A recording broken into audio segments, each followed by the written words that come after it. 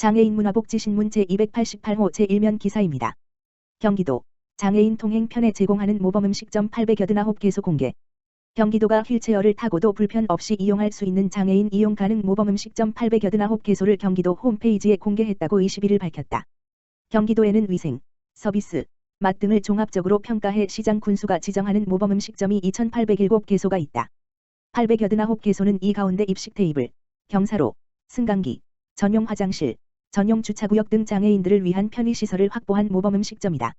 경기도 홈페이지 https://www.gg.go.kr/에서 분야별 정보, 식품건강의료, 장애인 이용 가능 모범음식점 현황 순으로 메뉴를 클릭하면 내용을 확인할 수 있다. 예를 들어 안산시의 A 음식점은 경사로, 전용 주차장, 승강기, 전용 화장실을 설치했으며 안양시의 B 음식점은 출입로에 높낮이 차이를 주지 않았다. 경기도 관계자는 장애인들 삶의 질 향상과 코로나19 등으로 어려움을 겪고 있는 모범음식점 매출 지원 등을 위한 조치로 지역경제 활성화에 기여할 것으로 기대된다고 말했다. 경기도재활공학서비스연구지원센터, 장애아동을 위한 친환경 DIY 보조기기 지원사업 실시. 경기도재활공학서비스연구지원센터는 아름다운 재단과 함께 장애아동에게 친환경 DIY 보조기기를 지원한다고 밝혔다. 보조기기는 장애아동의 다양한 활동 참여와 경험을 누릴 수 있게 해주는 중요한 수단이다. 하지만 아동의 성장에 맞춰 아동의 체형에 맞는 보조기기를 교체하기에는 비용의 부담이 발생하는 것이 사실이다. 이에 경기도재활공학서비스연구지원센터와 아름다운 재단은 다년간 수행해온 장애아동 보조기기 지원 사업의 경험과 노하우를 토대로 개발한 친환경 DIY 보조기기를 보급한다. 본 사업을 통해 지원되는 친환경 DIY 보조기기는 장애아동을 양육하고 있는 보호자 및 기관 실무자의 욕구를 반영하여 착석 보조기기, 입식형, 좌식형, 훈련 보조기기, 벤치형, 보드형을 선정하였다. 친환경 DIY 보조기기의 주재료인 골판지는 골판지 중에서도 인체에 무해하고 강도가 높은 재료를 사용함에 따라 파손을 최소화하였고 사용 편의성, 경제성 등을 고려하여 개발되었다. 센터는 개발된 친환경 DIY 보조기기를 경기, 서울, 인천 지역의 장애아동과 복지기관 등에 지원할 계획이다. 지원 대상은 3 물결표 쌓인 8세, 2014년 물결표 쌓인 2019년 출생자, 장애아동이며 총 140명에게 1인 1품목의 보조기기를 지원한다. 기관의 경우 3 물결표 쌓인 8세 장애아동이 거주하는 보육기관과 교육기관, 장애인 복지관, 인가된 장애아동 주간보호센터 및 거주시설 등 총 50곳에 최대 5대의 보조기기를 지원한다. 사업 접수 기간은 6월 4일까지이며 사업 전용 홈페이지에 가입한 뒤 신청서를 작성하면 된다.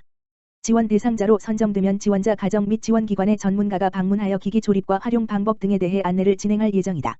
경기도재활공학서비스연구지원센터 강인학 센터장은 친환경 DIY 보조기기는 골판지이지만 재료나 구조가 튼튼함을 인증받았고 경량이기 때문에 가정 내에서 보관이나 이동이 용이한 장점이 있다며 친환경 DIY 보조기기를 통해 장애아동이 건강하게 성장하길 바란다. 며 소감을 말했다.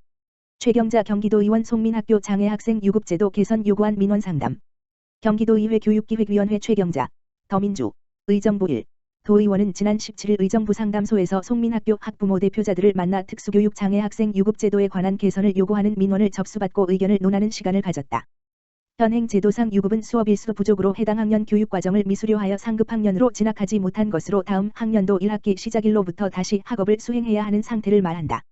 이날 참석한 학부모 대표자들은 송민학교는 뇌병변 지적 자폐성 장애 학생들에게 자립을 목적으로 양성해 가는 공립 유형의 특수학교로 현재 한 학급당 학생 정원이 6명인데 유급 학생 발생으로 정원이 초과되면 교사 1명으로 학습 돌봄 안전에 공백이 발생하여 교육복지 사각지대에 있다고 설명했다.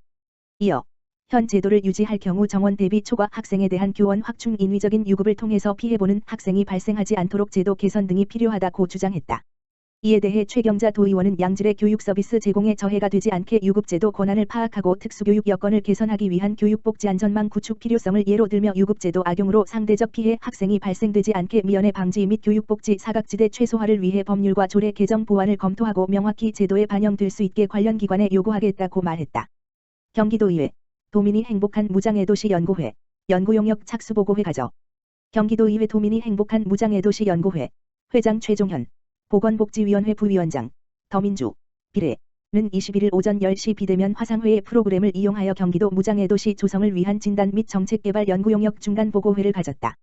연구 책임자인 김재선 교수, 책임연구원, 백서예술대 산학협력단은 이번 연구는 경기도민의 차별 없는 인권중심적 가치 실현을 위한 목적과 경기도의 무장애도시 관련 현황조사 내용과 연구의 경과 과정을 설명하고 경기도에서 무장애도시 정책이 필요한 영역을 도출하여 실효성 있는 정책 및 자치 입법의 내용을 제안하는 것으로 연구를 마무리하겠다고 밝혔다.